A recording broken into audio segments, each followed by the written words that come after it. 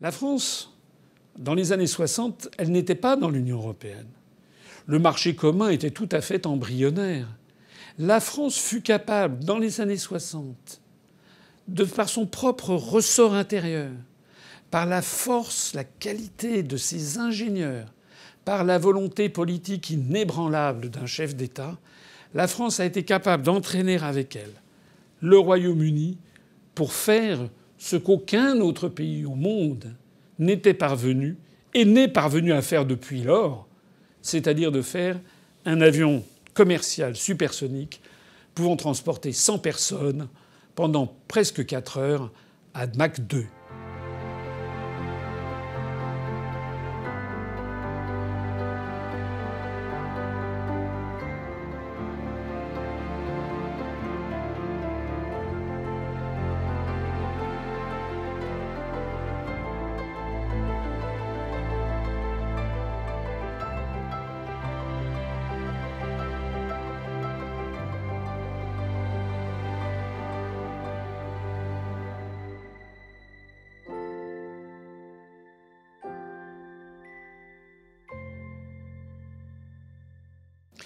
Mes chers compatriotes, il y a 20 ans, le 25 juillet 2000 pour être précis, un exemplaire du Concorde s'écrasait au décollage de l'aéroport de Roissy-Charles de Gaulle.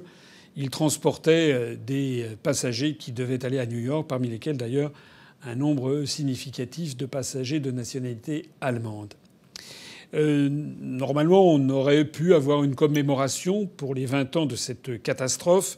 Cette commémoration n'a quasiment pas eu lieu. Il y a eu ici ou là simplement quelques allusions. Il y a quand même eu une émission qui a été publiée, qui a été diffusée par Arte, la chaîne franco-allemande, et que je vous conseille d'aller voir parce que c'est une émission qui est quand même très bien faite. Et je citerai au cours de cette petite vidéo quelques passages de cette émission de Arte qui a été très bien faite. On peut s'étonner cependant que ce soit une chaîne franco-allemande qui ait rendu hommage au Concorde pour le 20e anniversaire de cette tragédie et non pas une chaîne franco-britannique puisque les Allemands n'étaient pour rien du tout dans le Concorde et qu'en revanche c'était un projet de coopération franco-britannique.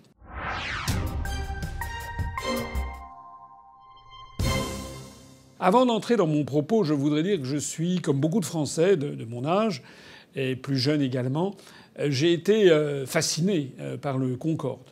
Le Concorde, on en parlait quand j'étais enfant comme un rêve. C'était un projet qui avait été lancé par Charles de Gaulle.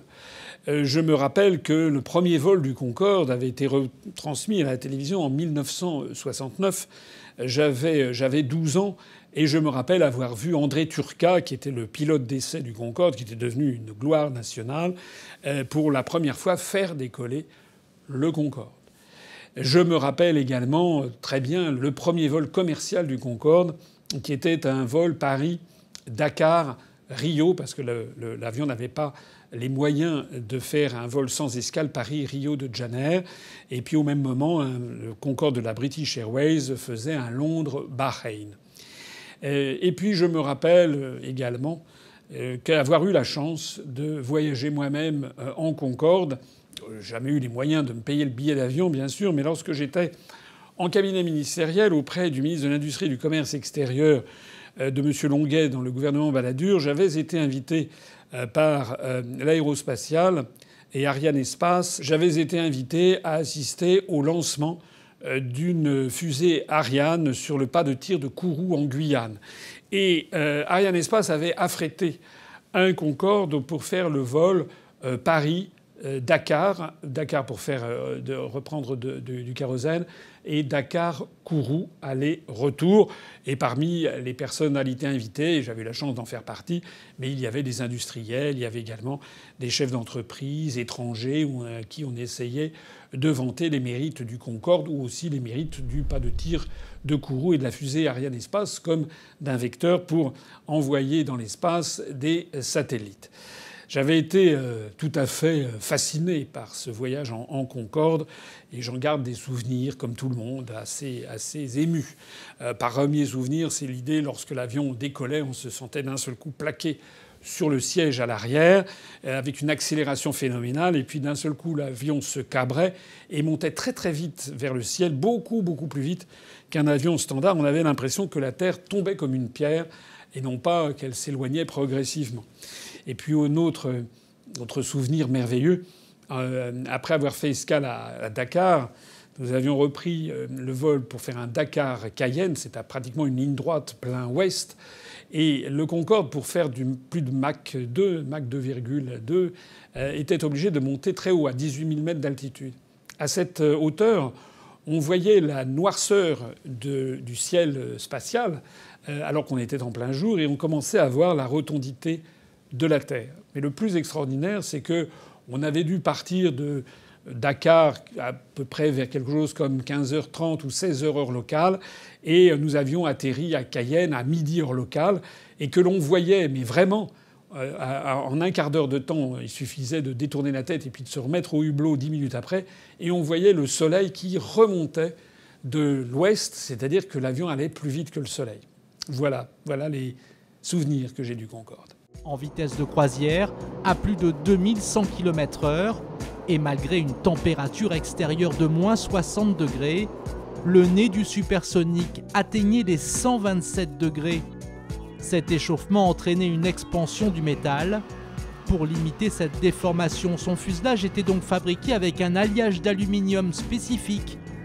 Reste qu'à Mach 2, Concorde s'allongeait tout de même de 23 cm.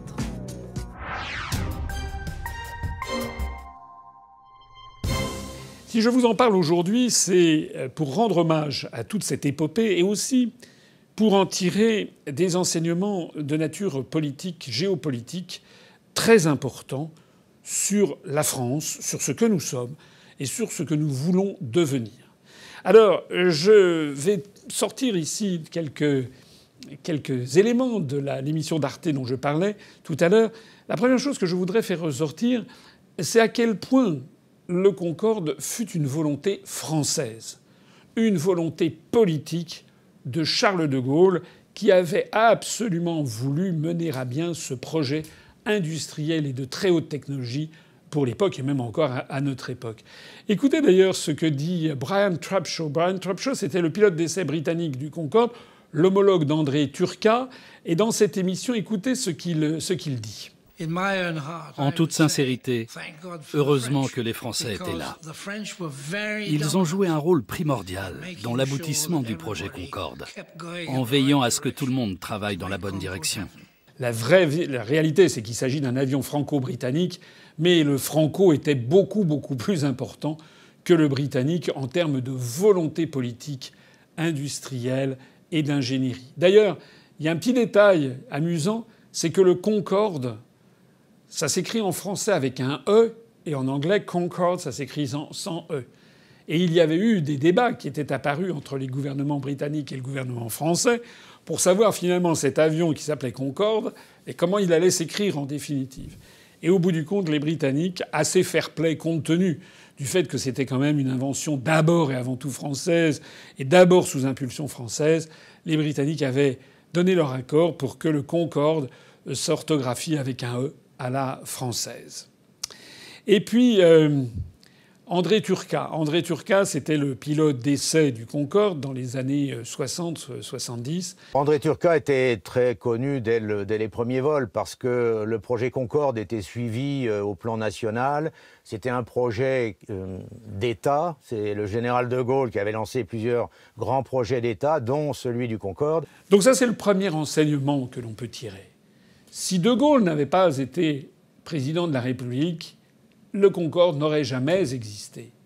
Et la France n'aurait jamais créé cet avion. Alors maintenant, il est de bon ton quand on parle du Concorde, et c'est vrai, de dire que ça fut un échec commercial, que ça coûtait très cher, que ci et que ça, j'y reviendrai dans un instant. Mais auparavant, il faut dire à quel point le Concorde a été un élément fondamental pour le rayonnement de la France.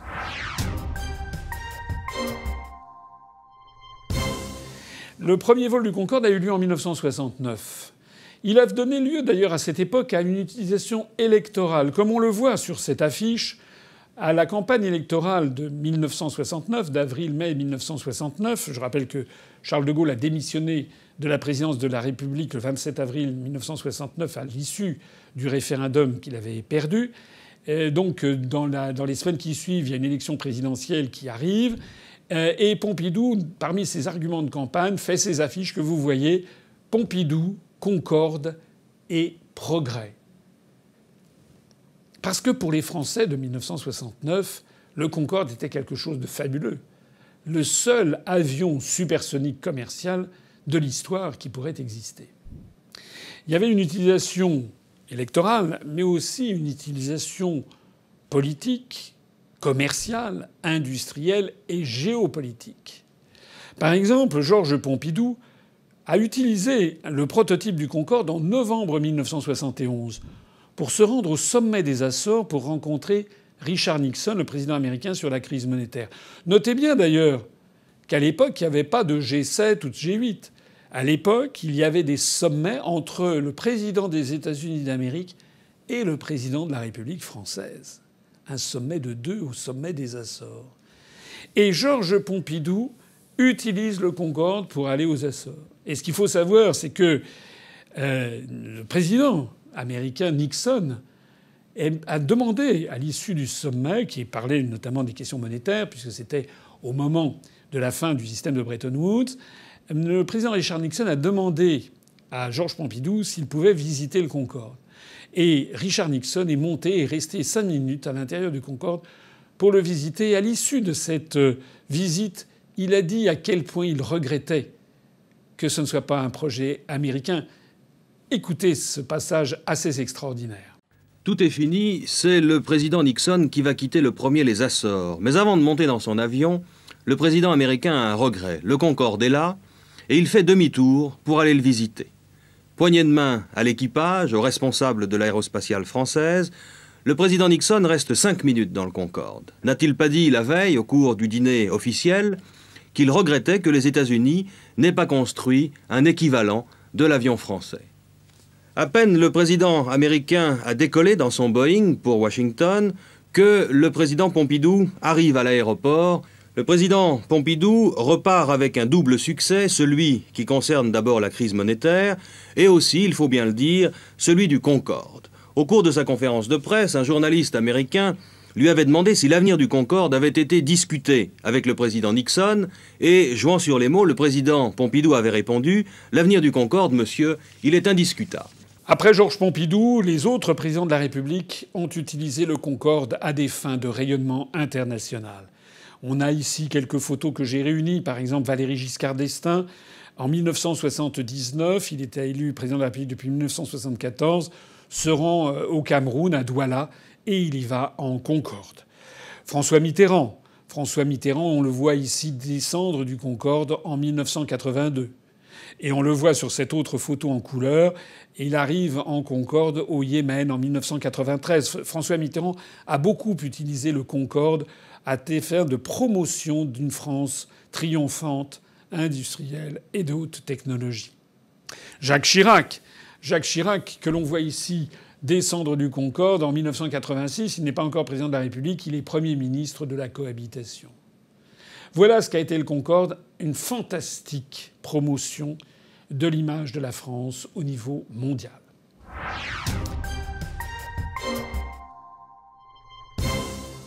Il y a un troisième enseignement, c'est que tout ceci n'a pas fait que des heureux. Et le Concorde a été assez largement torpillé, il faut le dire, parce que c'est la vérité, par les États-Unis d'Amérique. Je parlais à l'instant de Richard Nixon demandant à visiter le Concorde et regrettant que ce ne soit pas les États-Unis d'Amérique qui étaient capables de le faire. Je rappelle que les Soviétiques, eux aussi, avaient fait un avion supersonique qui a été largement caricaturé comme étant le Concordski, qui ressemblait furieusement au Concorde. Certains ont dit qu'il avait été copié sur le Concorde. Force est de constater qu'il avait volé 3 mois avant. Force est de constater aussi que finalement, c'était pas vraiment un concurrent du Concorde parce qu'il n'avait pas la durée nécessaire pour traverser, par exemple, pour faire Paris-New York, à supposer qu'il ait eu les droits de trafic. En fait, le Tupolev 144, qui était donc l'équivalent du Concorde franco-britannique, en fait, ne pouvait faire du vol supersonique que pendant quelques minutes. Donc ça n'était pas vraiment son Challenger. Et d'ailleurs, il ne s'est pas vendu. Et d'ailleurs, ça a été un échec commercial, surtout après un accident lors du salon du Bourget où il s'est écrasé devant la foule. Pour en revenir aux États-Unis d'Amérique, eh bien, il faut savoir que le Concorde avait été conçu dès l'origine, donc au début des années 60, comme ayant une vocation, c'est de faire Paris-New York ou Londres-New York. Il avait une autonomie de vol de l'ordre de 3h50. Et il avait donc juste les capacités nécessaires pour faire Paris-New York en 3h30 ou Paris-Washington en 3h50, alors que l'on fait Paris-New York en 8 heures d'avion subsonique et Paris-Washington en 8h50 minutes ou 9 heures d'avion subsonique.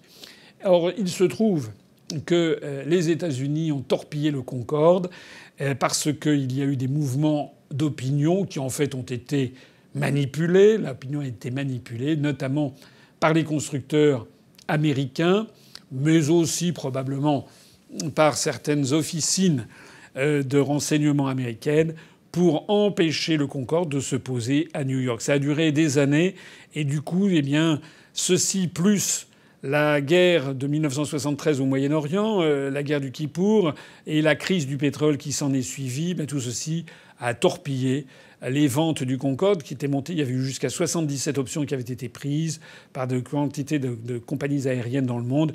Toutes les compagnies aériennes ont fini par abandonner les options, sauf British Airways et Air France, les deux compagnies porte-drapeaux des pays constructeurs qui avaient eu l'une et l'autre l'ordre de leur gouvernement respectif d'acheter quand même du Concorde.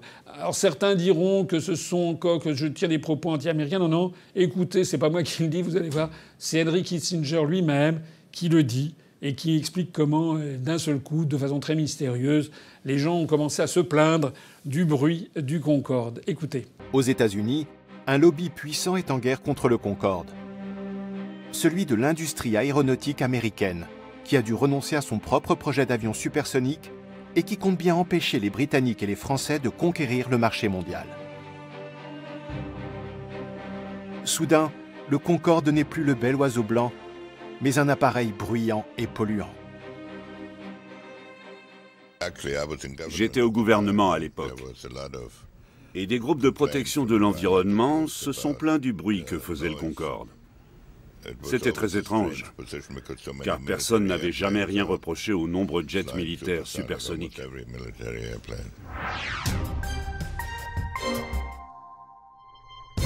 Et puis, eh bien, ce Concorde a volé. Il a volé quand même entre 1976 et l'an 2000. Il a volé donc pendant 24 ans, plus de 24 ans, sans avoir un seul blessé ni un mort. C'était l'avion le plus sûr du monde et non seulement le plus rapide et le plus beau, mais également le plus sûr du monde. Et malheureusement, jusqu'à cet accident terrifiant du 25 juillet 2000, lorsque le Concorde, partant l'après-midi, a décollé sur une piste de Roissy et a décollé juste après un avion, un des C-10 de la compagnie Continental Airlines, dont un réacteur a perdu une petite lamelle de titane d'environ une vingtaine de centimètres qui est tombée sur la piste. Et par un enchaînement très malheureux de circonstances, le Concorde a roulé sur cette lame de métal qui a déchiqueté un pneu, les morceaux du pneu sont venus frapper par-dessous l'aile delta du Concorde. C'était un endroit où l'avion était particulièrement vulnérable. Et même s'il n'y avait jamais eu d'accident, le fait de recevoir à toute allure un morceau de pneu a percé l'aile delta.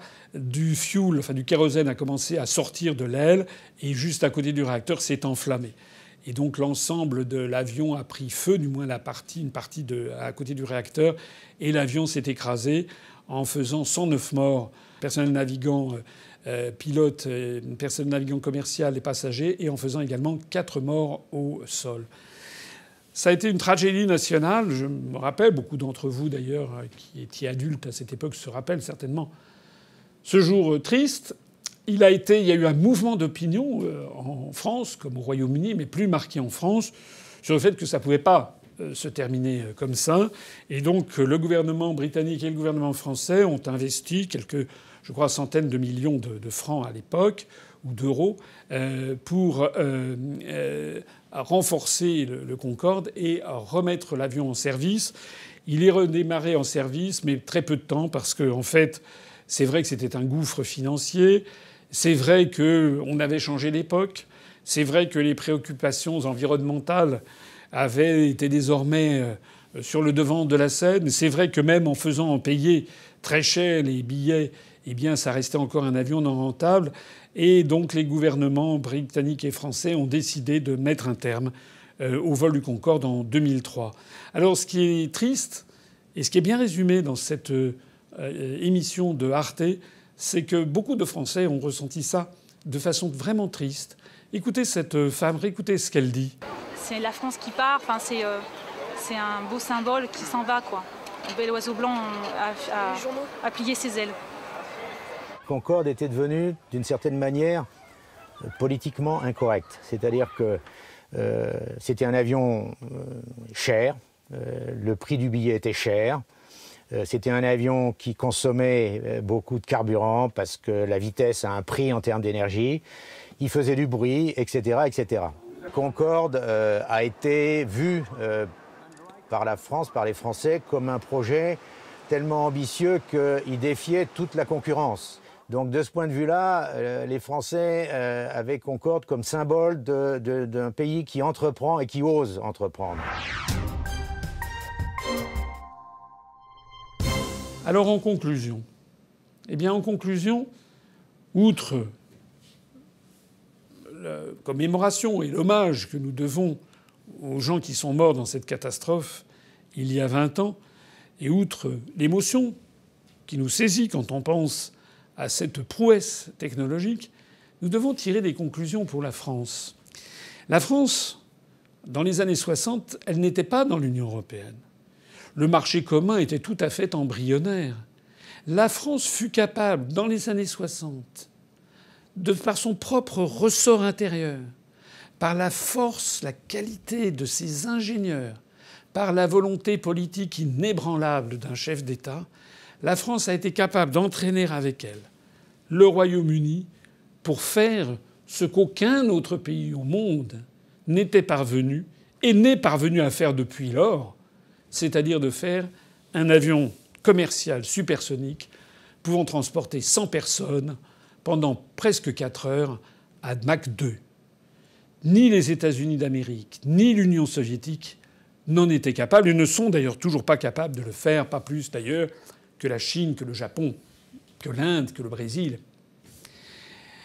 Maintenant que nous sommes dans l'Union européenne, qu'est-ce que nous faisons de comparable ? Rien. Il paraît qu'il fallait faire l'Union européenne pour peser davantage, pour avoir plus de moyens face aux autres. Mais c'est le contraire à quoi on assiste. Alors que la France avait été capable de faire une prouesse technologique qui a fasciné des générations et des générations et qui a donné à notre pays un rayonnement planétaire extraordinaire dont ont bénéficié tous nos chefs d'État, de Georges Pompidou jusqu'à Jacques Chirac, quelle que soit leur couleur politique, eh bien désormais la France, engoncée dans l'Union européenne, elle semble n'être plus capable de pas grand-chose en fait. On se félicitait ces jours-ci parce que la NASA vient d'envoyer sur Mars un nouveau robot qui s'appelle la mission Persévérance, après la mission Discovery. Et dans cette mission américaine de la NASA, la France se flatte de quoi ? Eh bien, d'avoir pu fabriquer une caméra que l'on voit en photo ici, une caméra supercam qui est capable, effectivement, avec un rayon laser, de noter, de voir la qualité des roches, voir s'il y a eu de la vie et ci et ça. C'est un très très bel objet, je ne dis pas le contraire, hein, qui a été fait par des universitaires, par le CNRS. Tout ça est magnifique. Mais enfin, nous ne sommes jamais que des supplétifs des États-Unis d'Amérique. On apprenait d'ailleurs il y a quelques jours que la Chine, la République populaire de Chine, eh bien, à son tour, a décidé d'envoyer une mission sur Mars. Pourquoi la France n'est-elle plus capable elle-même ou éventuellement avec les Britanniques, ou avec les Allemands, ou avec les Guatémaltèques, ou avec les Thaïlandais, ou je ne sais pas. Une coopération internationale. Pourquoi la France n'a-t-elle pas été capable de prendre en main une mission d'exploration de Mars? Ou bien, comme les Chinois veulent le faire, d'installer une station spatiale, je crois, à la surface de la Lune. En réalité, ces jours-ci, on parle de plus en plus de nouveaux projets d'avions supersoniques qui seraient, il y en a deux hypothèses qui tiennent la corde, si j'ose dire, des avions supersoniques comme le Concorde qui iraient à Mach 3, mais qui seraient beaucoup plus petits pour une clientèle extrêmement aisée de chefs d'entreprise ou de milliardaires qui feraient entre 9 et 40 passagers. Tous ces projets sont d'ailleurs des projets de sociétés privées américaines. Pour l'instant, ce ne sont encore que des projets.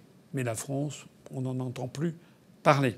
Il y a un autre projet d'avion hypersonique qui partirait, par exemple, de Paris ou de Londres avec une fusée et qui se transformerait en une espèce de navette spatiale, laquelle pourrait atterrir à l'autre bout de la Terre 90 minutes après. Ce qui veut dire qu'on pourrait faire un Londres-Sydney, par exemple, en 90 minutes. Bon, ce sont des projets futuristes.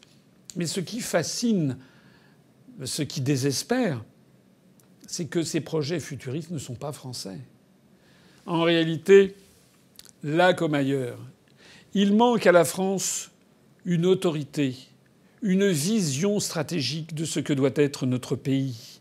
À 10 ans, 20 ans, 30 ans, en réalité, il manque des grands projets à la France, des grands projets de haute technologie qui donnent aux Français une légitime fierté dans la grandeur et dans le rayonnement de notre industrie, de notre ingénierie et tout simplement de notre pays.